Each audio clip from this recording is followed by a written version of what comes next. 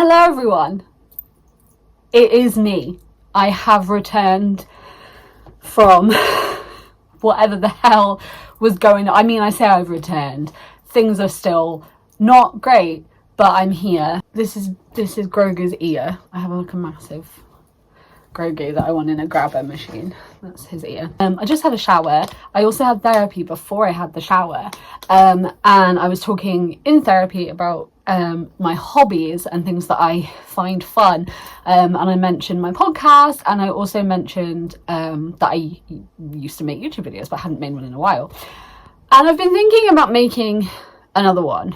And I've had some really lovely messages from people since I've been gone, and if you follow me on Twitter, I did do a little announcement like to say that I wouldn't be making videos for the foreseeable, and that was a few months ago.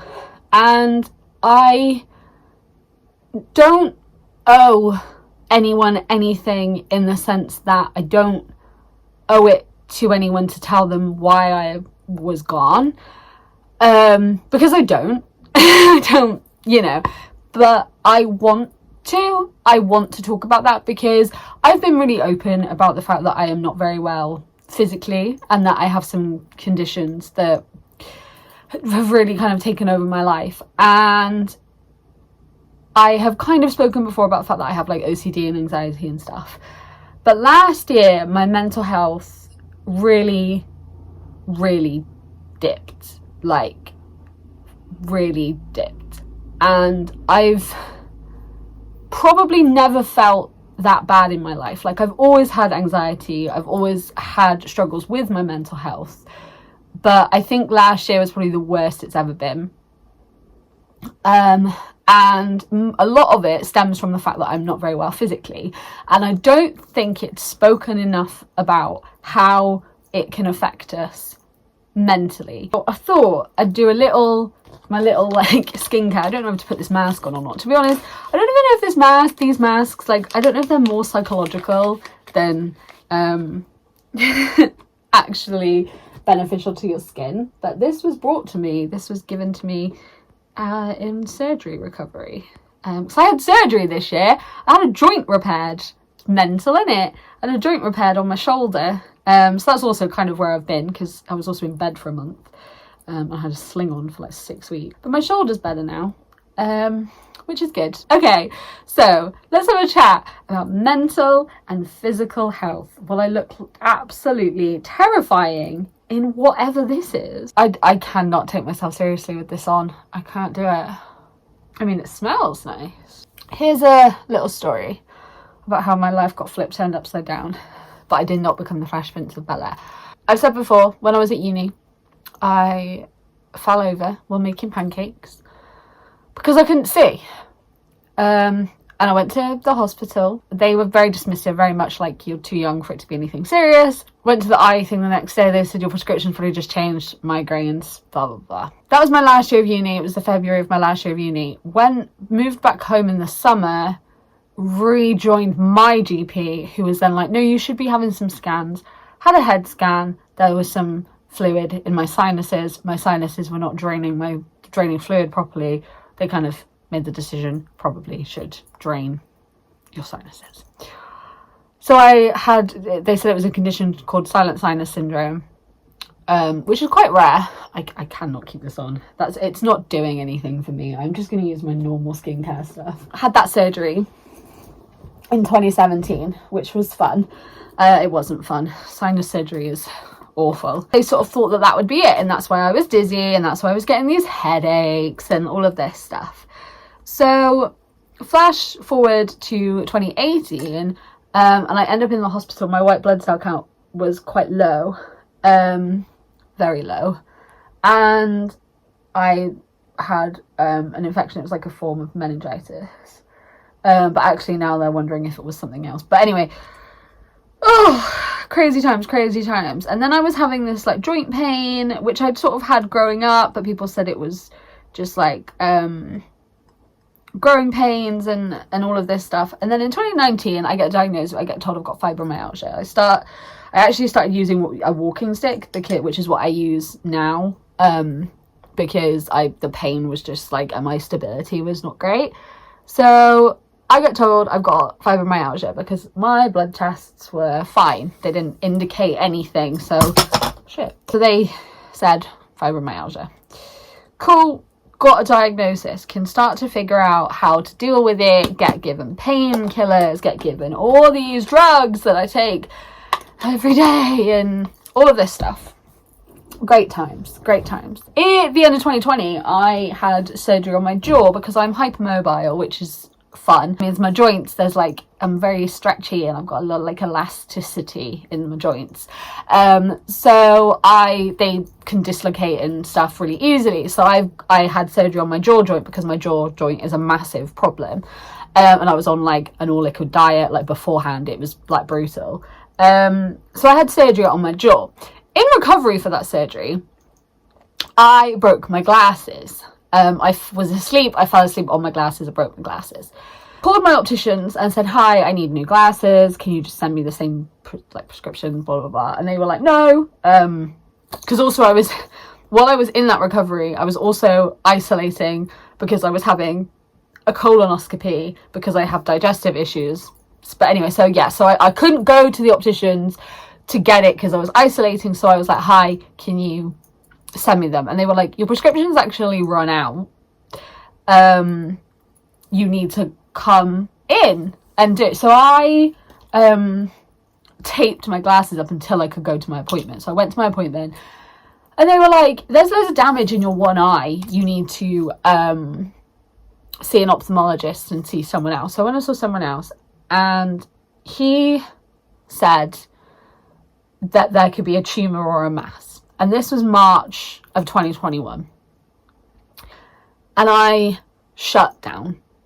That was it. I had been dealing with all of this stuff for ages. And that was the moment where I just stopped. I just shut down.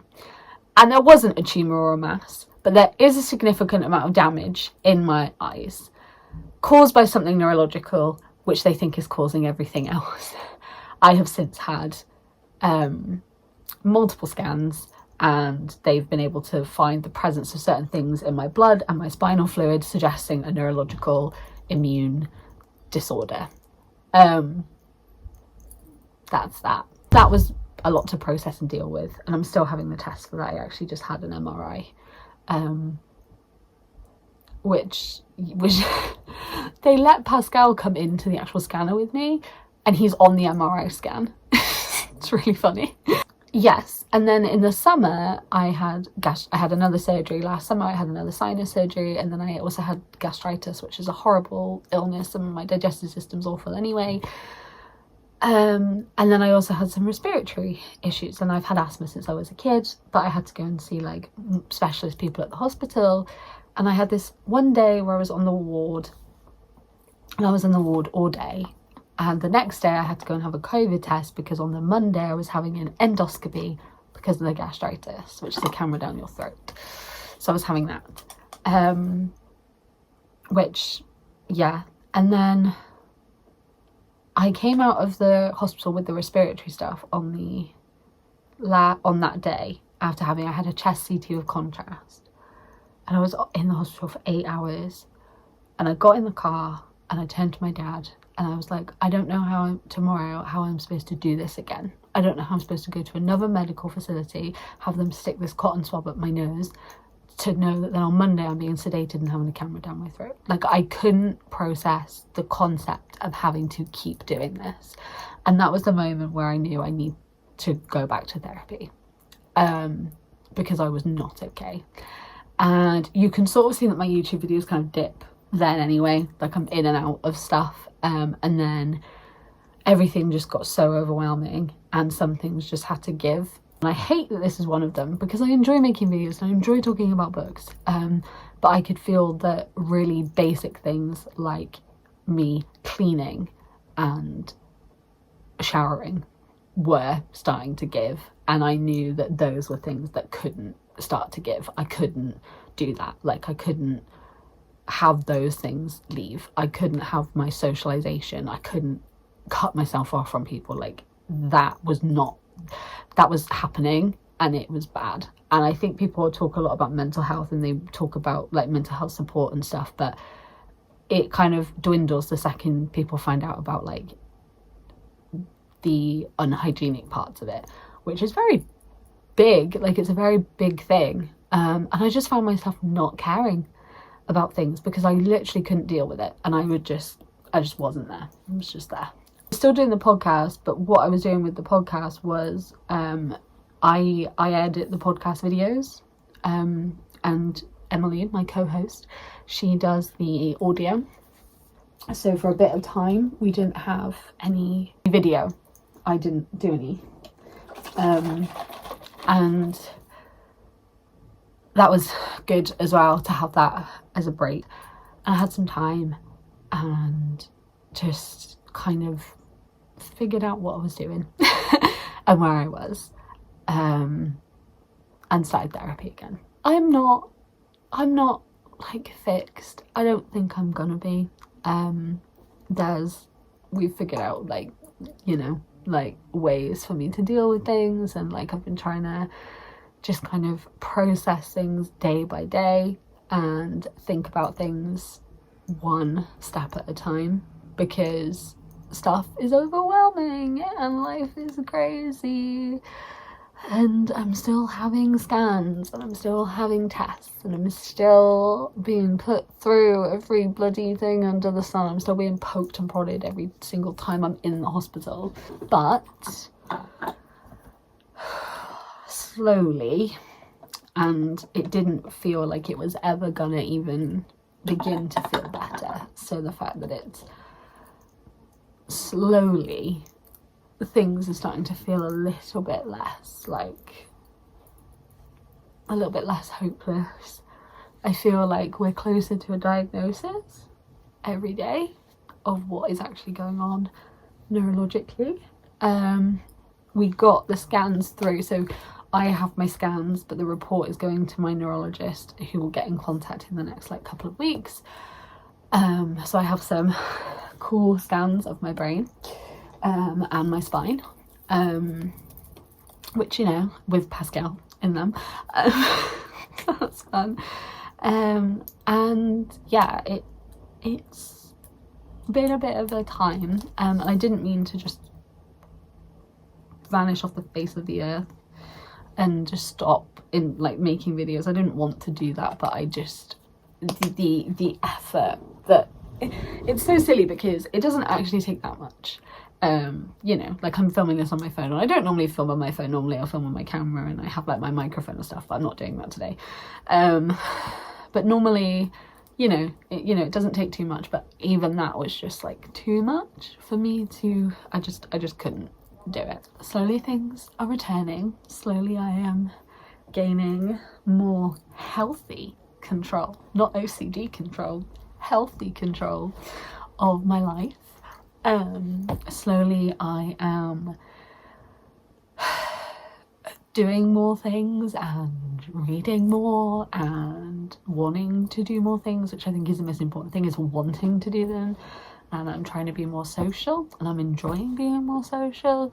And I've spoken with people and sort of explained like my new boundaries in regards to like my physicality and like how well I can move and stuff. So we're okay. Like we are getting there. It is a day by day thing. It is not easy. There have been many tears, you know, many breakdowns, and not even like, that's not even hyperbole. I have had actual breakdowns. So yeah, that's where we're at. It's been a fun time, but I feel ready to return. There's lots of things I want to talk about. Lots of things. We've got Heartstopper, which I want to make a video about. We've got the Percy Jackson casting news, which I absolutely want to make a video about. Stranger Things is going to be back. I have a Stranger Things podcast called Hawkins Deep Copy. All the information will be in the description. You can go check that out, which is if you're a fan of Stranger Things, but I do also want to do more Stranger Things content on here. I say, pushing on all my Florence by Mills thing, which has actually been the best brand for my skin. Thanks Millie Bobby Brown. Slowly but surely things are getting a little bit better. I also got loads of books recently and I want to talk about them, and I also want to talk about what I've been reading because I've read some really good books this year. Also cut and dyed my hair. This is the new hair reveal. It's obviously soaking wet, and yes, I still use L'Oreal Kids detangle spray because it smells like hair, and I use other things in my hair as well, like oils and stuff, but forever we'll use L'Oreal Kids detangle spray because it is genuinely so nice smelling, and it does really work as well. I have yet to find a detangle spray for adults that detangles. I'm gonna go dry my hair. I will have a video up soon discussing fun book and pop culture related things. I also realised, because I've rebooted my website and there's like stuff on there which is cool, I document things on there, so go check it out, it's runontheroad.com. And while I was doing it, I realised that I've been saying books and fandom things for years. It's just pop culture, isn't it? Books and pop culture. I don't know why I've been saying fandom things. It's pop culture. But we live and we learn. Thank you for watching. I hope you're doing really, really, really, really well. And I will see you next time. Goodbye.